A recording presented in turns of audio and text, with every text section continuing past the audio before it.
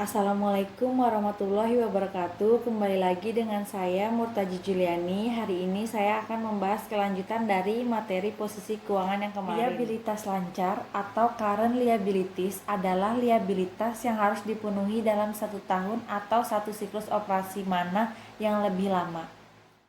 Utang usaha atau accounts payable adalah kewajiban jangka pendek yang muncul dari kredit yang diberikan oleh pemasok karena pembelian barang dan jasa. Misalnya, membeli persediaan secara kredit dan pedagang besar untuk penjualan obral akhir tahun bagi para pelanggannya sendiri, yang mana transaksi ini menciptakan utang usaha. Utang wesel atau notes payable adalah kewajiban jangka pendek dalam bentuk wesel promise atau promissory notes terhadap pemasok atau institusi keuangan lini kredit tertentu, memperbolehkan peminjaman dari institusi keuangan sampai jumlah maksimum tertentu. Liabilitas jangka panjang yang jatuh tempo. Ketika perusahaan memiliki obligasi atau bond, hipotek atau mortgage atau bentuk liabilitas jangka panjang yang beredar lainnya.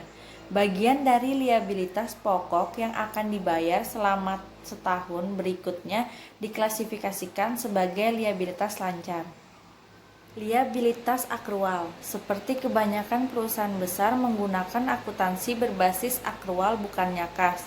Pendapatan diakui ketika diterima dan beban dicatat ketika dikeluarkan tanpa memperhatikan kapan kas diterima atau dibayarkan. Liabilitas akrual atau accrual liabilities berasal dari pengakuan beban di catatan akuntansi sebelum pembayaran kas yang sesungguhnya. Jadi dianggap sebagai liabilitas karena pada akhirnya akan ada arus keluar kas untuk membayar kewajiban. Pendapatan tak dihasilkan atau kredit tangguhan.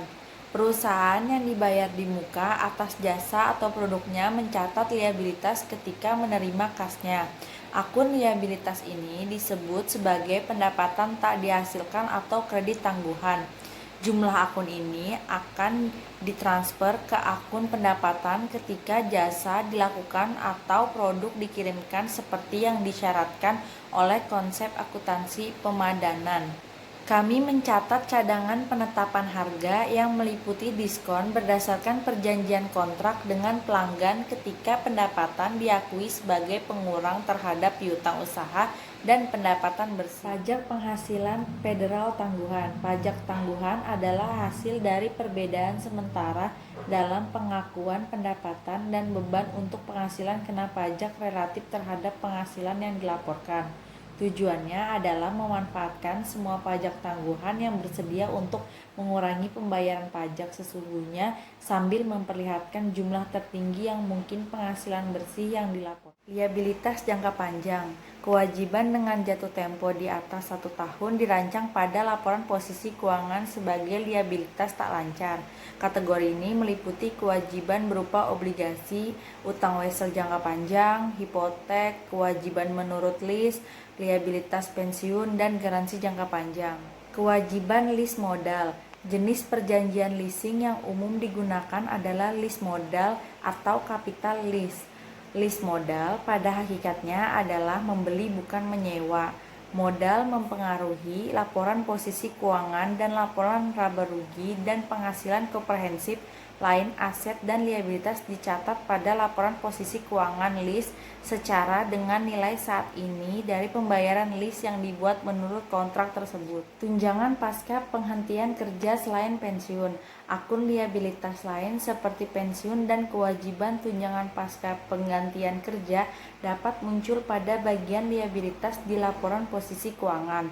Laporan ini mensyaratkan perusahaan mengungkapkan sebagai liabilitas pada laporan posisi keuangan.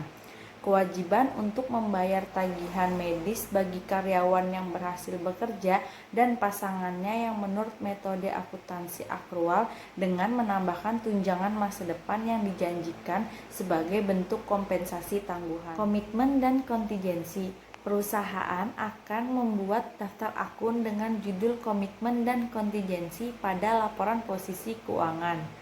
Meskipun tidak ada jumlah dolar yang akan muncul, pengungkapan ini dimaksudkan untuk menarik perhatian pada kenyataan bahwa pengungkapan yang dicatatkan dapat ditemukan pada catatan atas laporan posisi keuangan.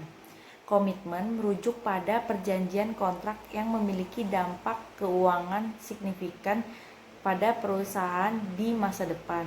Sedangkan kontingensi merujuk pada potensi liabilitas perusahaan seperti perintah pembayaran atas kerusakan yang dinilai di depan pengadilan. Sekuritas hibrida. Beberapa perusahaan memiliki saham preferred yang memandatkan untuk dapat ditebus atau mandatorily redeemable preferred stock yang beredar. Sekuritas tersebut dijelaskan karena memiliki karakteristik baik sebagai liabilitas maupun ekuitas instrumen. Keuangan ini disebut saham preferred. Menerbitkannya harus menghentikan lembar saham ini pada tanggal tertentu di masa mendatang. Perusahaan tidak yakin bagaimana mengklasifikasikan instrumen keuangan ini ke liabilitas ataupun ke ekuitas pada laporan posisi keuangan. Ekuitas pemegang saham.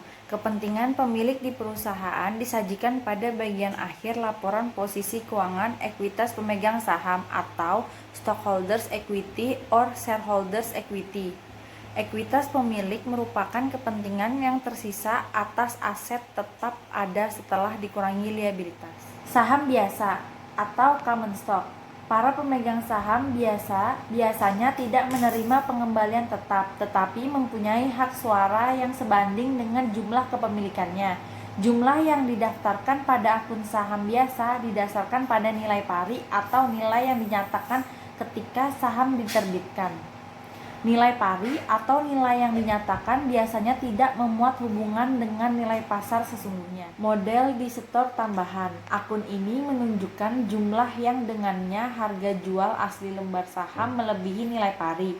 Akun model di setor tambahan tidak dipengaruhi oleh perubahan harga yang diakibatkan oleh perdagangan saham yang mengikuti penerbitan aslinya. Saldo laba. Akun saldo laba atau retained earnings adalah jumlah setiap dolar yang dihasilkan perusahaan sejak berdirinya dikurangi pembayaran apapun yang dibuat untuk para pemegang saham dalam bentuk kas atau dividen saham.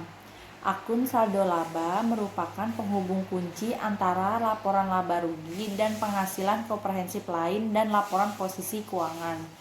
Kecuali jika ada transaksi tidak biasa yang mempengaruhi akun saldo laba, persamaan berikut ini mengilustrasikan hubungan tersebut. Akun ekuitas lain. Saham preferred biasanya mengandung pembayaran dividen tetap tahunan tetapi tidak memiliki hak suara. Penghasilan komprehensif lain dilaporkan pada akun ekuitas yang terpisah pada laporan posisi keuangan yang biasanya disebut sebagai akumulasi penghasilan atau beban komprehensif lain. Di dalam akun ekuitas lain ada namanya saham treasury sebagai saham yang dibeli kembali tidak dihentikan sebagai akun pengimbang pada bagian ekuitas pemegang saham pada laporan posisi keuangan. Sekian dan terima kasih. Mohon maaf apabila ada salah kata atau penyebutan dalam video ini. Semoga video yang saya berikan bermanfaat untuk kalian semua. Terima kasih sudah menontonnya. Wassalamualaikum warahmatullahi wabarakatuh.